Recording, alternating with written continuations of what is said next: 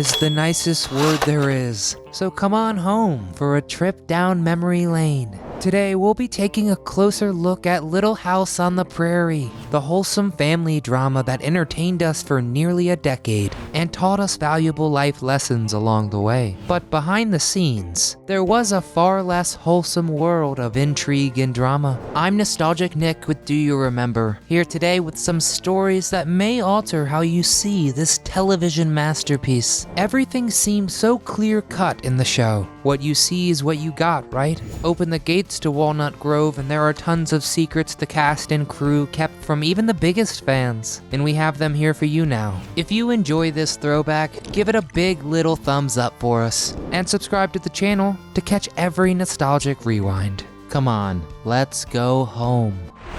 True story?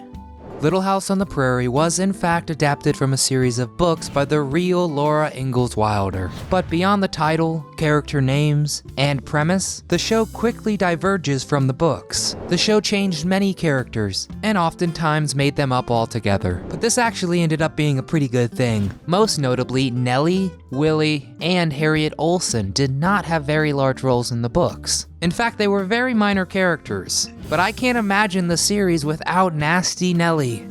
Yes. Go on. Michael Landon, star and a writer of many episodes, explained their creative decisions pretty bluntly. He said, quote, "Have you read the books? There's a chapter in there about how to make an apple fritter. I can't film that." I don't know. I'd watch a Little House Food Network special. Accidents happen. It's an image that lives on in all who saw it. Snobby Nellie Oleson in a cast and wheelchair atop a hill, when, with some help, the wheelchair starts rolling down the hill. Alison Arngrim did a really convincing job with those screams of fear, right? Well, there's a reason for that. The close-up shots were actually Alison screaming. While she was set up to a pulley system for safety, just before she went down the hill, a crew member yelled, "Oh no, the rope broke." So Alison isn't exactly acting. She's just plain terrified of falling and getting hurt. And that cast? Also genuine. She earned that puppy in a skateboarding accident. Who knew Nellie Oleson was a skater girl? But viewers can see another happy accident at the very start of the show. You know, Carrie's famous roll down the hill in the intro? Sidney Greenbush, who played Carrie along with her twin sister Lindsay, had actually tripped and ended up rolling down the hill. She was unhurt, and with her safety secured, the producers used that surprise shot everyone has come to love so much. So the moral of the story, don't be afraid of accidents. The Prank Wars. Serious and reliable Pa, Michael Landon, was actually a notorious prankster. Sometimes he'd recruit tarantulas or snakes, frogs, you name it. He had a nasty habit of putting a frog in his mouth. So when someone went to talk to him, out popped a frog. I've heard of cat got your tongue, but this is new. That's good. But he wasn't the only trickster in the family. Both Arngrim and Melissa Gilbert had a particularly nasty prank they loved to do. They'd cover a toilet seat with saran wrap, and the next person would have one heck of a mess to clean up. Is that your real hair? Shockingly, Nellie Oleson's famous golden curls. Actually a wig.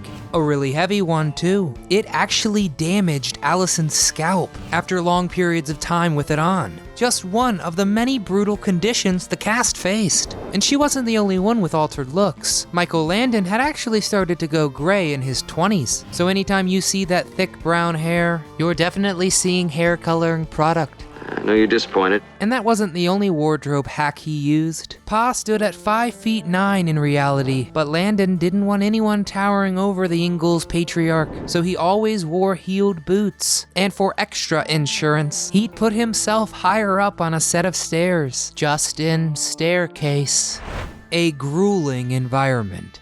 Ah, the sweeping plains of Simi Valley, California? It's not exactly Minnesota, which means the cast and crew worked in over 100 degrees some days. Tell me exactly what you're feeling, Alonso. Hot. Needless to say, that came with a lot of health risks. The women in all their layers felt it especially bad. But there was one assistant director and of course Alison Arngrim in her heavy Nelly wig that frequently fainted. All that sweat and stress could sure use some downtime, right? Well, sleep when you're dead, because Landon wanted everyone, including the kids, to be serious about their work. According to Alison, he basically had one big rule when the camera stopped rolling: no arrests, no convictions. Edgy content. Today, TV shows cover just about everything. You've got crime dramas, space adventures, social critiques, and tales of revolution. But think back to before, when all of this was new. Little House was actually very ahead of its time. For something promoted as wholesome and safe, Little House tackled some pretty deep stuff. The season 3 episode, The Wisdom of Solomon, tackles issues of racism in a brutally deep way. The Ingalls help Solomon, and Solomon gives the Ingalls, and really the audience, some very important stuff to think about. Would you rather be black and live to be 100? Or white and live to be 50?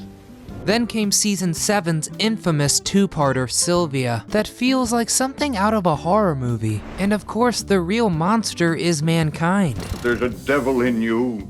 Say that, Pa. Little House explores stalking, assault, abuse, and the stigma surrounding victims and survivors of assault, all in one plotline. This definitely wasn't for everyone and left a lot of its contemporary viewers shocked. It was so unlike anything they'd seen at that time, and that's why it mattered.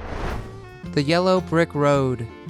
Instead of a quaint provincial area of Minnesota, much of Little House ended up shot in or near a studio. At one point, the crew moved from a Paramount studio to an MGM one. The place needed some adjustments, but they found some history under the floorboards. Why, it's the Yellow Brick Road itself. When Melissa Gilbert and Alison Arngrim saw, accordingly, they broke right into song and dance, skipping their way through the original set of The Wizard of Oz. The Big Boom. Another part of the set had an infamously worse fate. The end of the show meant the end of the Little House itself, and the entire town of Walnut Grove. Literally, because Michael Landon had them all blown up. Why? The debate continues today. Some say it was just the easiest way to clean up what had been built. Others think it was because Landon was mad the network was ending the show. But that doesn't totally check out, because Landon supposedly agreed the show had to end now, partially due to the young cast that has now aged so much. So other sources say that he didn't want others to get to use his famous space again. So let's continue the debate in the comments. What do you think? Plagiarism? They didn't exactly jump the shark, but even a show like Little House runs out of ideas eventually. It's the risk all shows take the longer they run. But producers didn't seem too worried. They had a pretty reliable source of recyclable ideas close by. Before becoming America's favorite dad, Landon had been a rising star on Bonanza, and Little House had no problem borrowing some ideas from it. Well, doggone it, Joe. I'm doing no harm. At varying degrees of subtlety. First, the melody is actually from Bonanza.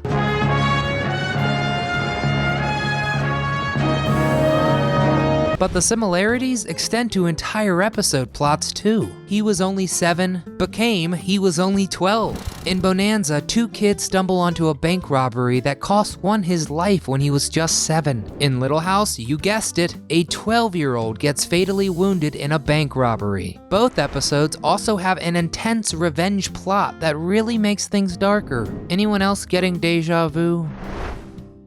Age isn't just a number. Everyone wants to root for the lead couples, but not everyone was into it. When Melissa Gilbert, 15, got TV married to Dean Butler, 23, Melissa felt quite uncomfortable. She felt his chin stubble during their first kiss and was turned off. Butler tried distracting her singing Strangers in the Night, but it actually made things worse. Gilbert ended up begging Landon to write in the lightest, most vanilla PDA moments, and as rarely as possible. Growing pains. Melissa Gilbert had an issue with how quickly she was maturing. So now on top of the period clothing, she had to wear a crushing chest binder. Hell wouldn't be an exaggeration. And as soon as it became okay for her to have an adult body, the media wanted her to have a quote, perfect body. Melissa tried to adhere to the unmatchable standards, even getting breast implants. A troubling example of the toxic emphasis on body image in Hollywood. In 2015, Melissa got the implants removed as well as quitting Botox. She says, quote, I found the courage to just be me. Who knew that Little House had such big secrets behind its walls? A terrific TV show that ran for 9 seasons also means a decade's worth of the cast's lives. Oh, to grow up in Walnut Grove. If we didn't talk about one of your favorite cast members, check out our Then and Now video about Little House to see what they all did after the show. What tidbits surprised you the most? Or what totally makes sense now that you've heard about it? Share your thoughts in the comments below. And let's start remembering one of the greatest shows of all time. If you enjoyed our little reunion, be sure to hit the thumbs up button and subscribe to the channel so you never miss a memory. From all of us here at Do You Remember, thanks so much for watching.